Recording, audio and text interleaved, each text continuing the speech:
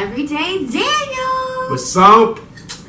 So we're actually celebrating our 5-year wedding anniversary. We thought it'd be really cool if we did a top 5 lessons learned after 5 years of marriage. Number 1. This is in no particular order. Number 1, after 5 years of being married to you, honey, I've learned it is best to always proceed with caution. Let me give you an example. A lot of times when we're rushing to go somewhere or do something crazy happens. So there was a time we were going to a family event and we were supposed to bring some food and we were rushing and Oh boy, go ahead. Using this example. And my husband ended up dropping a portion of the food. I noticed like when we're rushing that like something crazy tends to happen, and sometimes we just need to like proceed with caution and know like, alright, we're starting to rush, just chill. Keep God first in everything, especially the small details. There are some things that we neglect to pray with each other about, and I think that in the next 5 years, we should definitely do a better job of that. There was a wise man who once said, I'm a movement by myself, but I'm a force. And we're together. The gospel according to Neo. Together, we were able to sleep train our son in 2 weeks at the age of 3 months.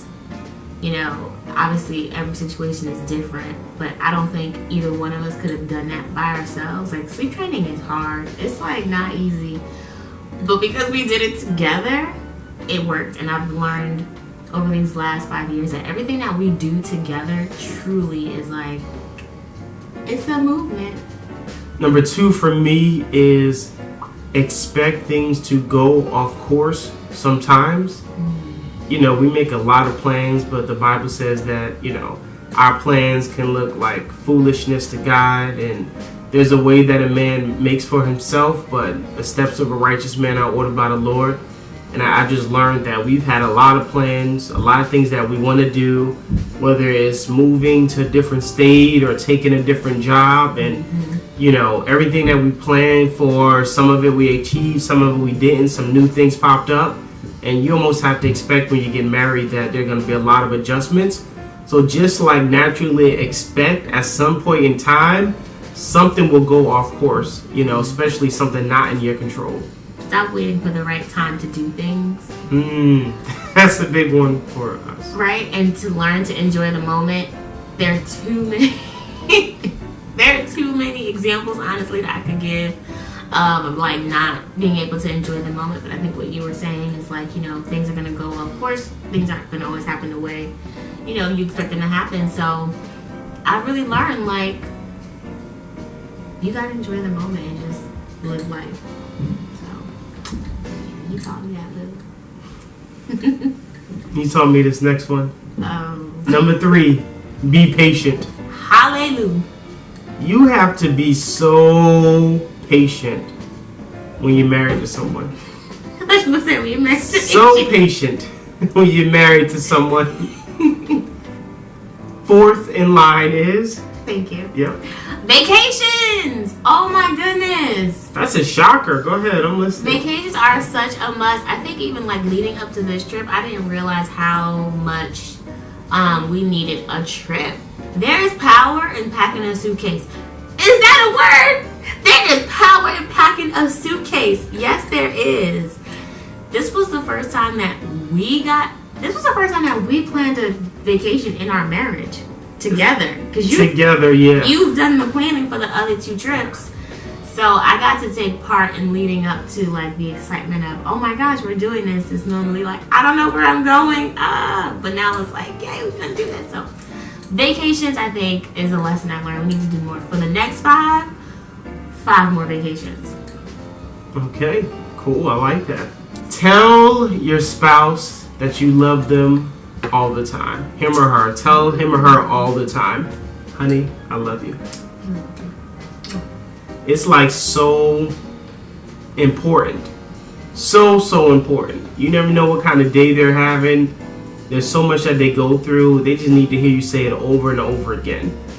Of course, there's other ways to tell them outside of verbally saying it, but just find ways to make sure that your spouse is feeling reinforced, that you love them. Just do your best in that area, because it is important. And when she says that it makes me feel great, when I say it makes her feel great, when it's a text message, it makes us feel great. When it's an email, even if she doesn't get it for a month for some reason, it still makes us feel great. If it's through a gift, it makes us feel great. So, you know. Is it gift or GIF? Gift or GIF, it makes us feel great. So however you do it, just do it over and over and over again. A marriage is your closest covenant on earth. You know, it's and I think about like with God. I tell God I love him all the time. I'm always thinking about him. What would he want me to do in this situation? How can I bring honor to him? And my wife is, you know, our relationship is supposed to be representative of my relationship with God. So I just, you know, I think about her all the time, and I try to think of ways to honor her and what would she say about this. Doesn't mean I always listen to her, just like I don't always listen to God, but I'm always letting her know that I love her. Aww, I love you, honey. I love you too. Okay, so my top 5 and final lesson learned after 5 years of marriage is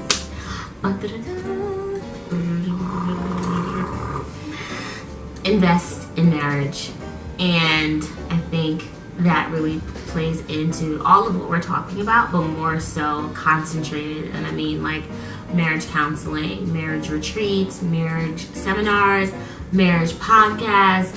My favorite now that you put me onto is Focus on the Family, like things that are constantly going to help you better yourself in marriage and better your marriage overall. Having marriage mentors. I can't speak right now. Having marriage mentors, I think, is a plus. People who have just taken that time out to talk to us and say like, hey, you know, after 20 years in the game, or after 10 years in the game, after 50 years in the game, it's a valuable part of helping you grow. It's amazing when you hear people who have gone through things that you feel like you're the only person going through it at that time, and it's not even the case. Good stuff, babe. Thank you. Yeah, that's cool. Just hanging out with married people who are of the same faith is such a big deal. Right. Keep the values, that's good. Always have the us against the world mentality. Yeah, I think that helps a lot with us because it just shows that we have each other's backs. And even when it's an individual situation, you know, like I'm going through something, you know, at work, or she's going through something at work, it's like, okay, what are we going through? How do we feel about it? It doesn't mean that, you know, I know exactly what she's going through. It doesn't mean that, you know, I can't disagree with her, because I can and give her different perspective. That's part of growth. But at the end of the day, when one of us are going through something, we're both going through something. At the end of the day, it's us against the world. We always talk about that. We do. Right? We're like thugs on the low. Okay. I'm good. I'm done talking. Are you good? Yeah, so thanks for checking out our top 5 lessons after 5 years of marriage. Let us know if you want us to do more videos like this. I mean, we got a little bit of knowledge in the game. We love talking about marriage. We love talking about things that we've gone through. So if you have any video requests, things you want us to cover on, ask and we'll answer. Don't forget to subscribe and like, share, tell a friend. And thanks for watching our video. All right. Bye.